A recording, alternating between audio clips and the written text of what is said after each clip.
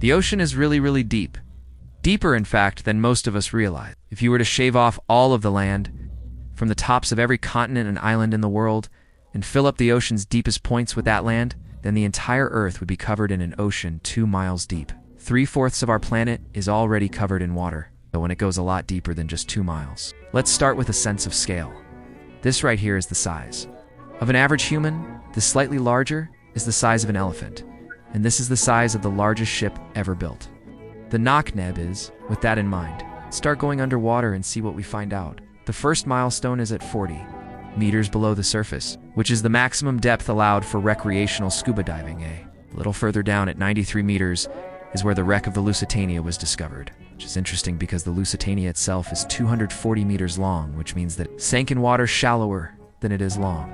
So if the ship was standing on its stern or bow, it would be sticking out of the water just slightly deeper than that.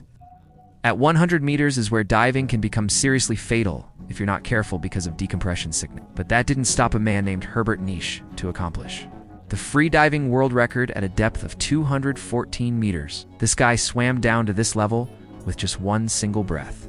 But a little further down at 332 meters, we have the scuba diving world record, which was accomplished by another man named Ahmed Gaber. If he had swam down another 111 meters, then he would have reached the height of the Empire State Building.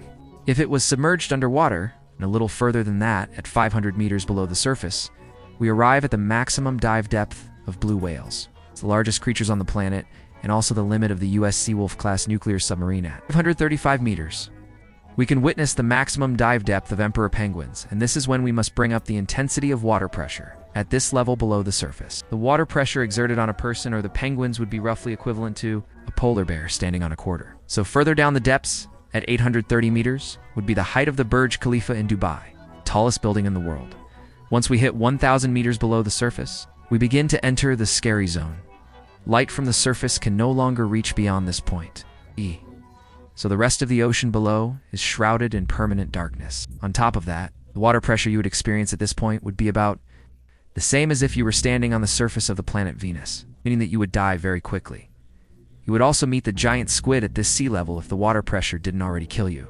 At 1280 meters, we reach the maximum depth dived to by the leatherback sea turtle, and further down at 1828 meters. We would reach the deepest part of the Grand Canyon, where to be underwater with us, down at 2,000 meters. We start to encounter some of the more terrifying sea creatures, like the ominously named black dragonfish, a carnivorous beast with a stomach. That doesn't allow light to be emitted through it, meaning that since we're in total darkness underwater at this point, the only way you would ever see this thing is with a flashlight. A little further down at 2,250 meters, we would reach the maximum depth dived by both sperm whales and the very frightening colossal squid. Sperm whales often have sucker marks and scars left on their bodies from battles with the colossal squid that likely take place at these incredible depths. The squids themselves can grow to be 14 meters long and weigh up to 750 kilograms with eyes the size of a dinner plate and razor-sharp sickles in the middle of their tentacles. So yeah, good luck with that down there. Way further down at 3,800 meters, we can find the wreck of the RMS Titanic, and a bit past that, at 4,000 meters, we start to enter the abyssal zone of the ocean. Water pressure is at an astonishing 11,000 pounds per square inch down here, and there are numerous strange, almost alien-like creatures that inhabit these depths, such as the fangtooth anglerfish and VIP fish. Down at 4,267 meters is the average depth of the ocean, where you would normally expect to hit the floor, but there are parts of the ocean that go significantly deeper than even this.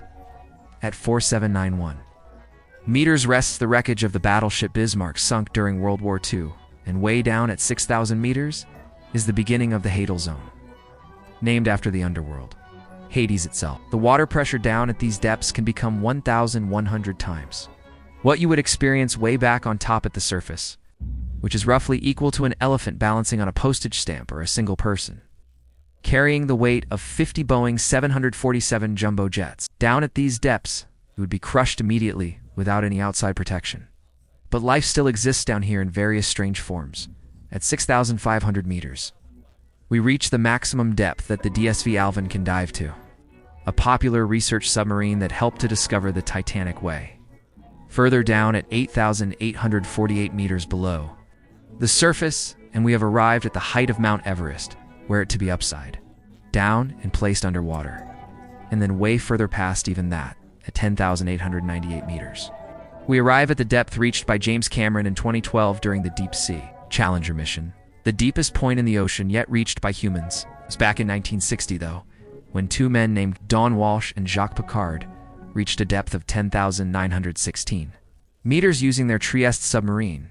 It took them 5 hours to descend through the ocean to this depth, and they only stayed for 20 minutes before a window cracked, and they began to resurface just a bit further down from there at 10,972 meters, and we reached the average flight altitude of a commercial airliner. So if you've ever looked out of a window while on a flight and looked down to the ground, that's a very good sense of how incredibly deep down into the abyss that we are currently at.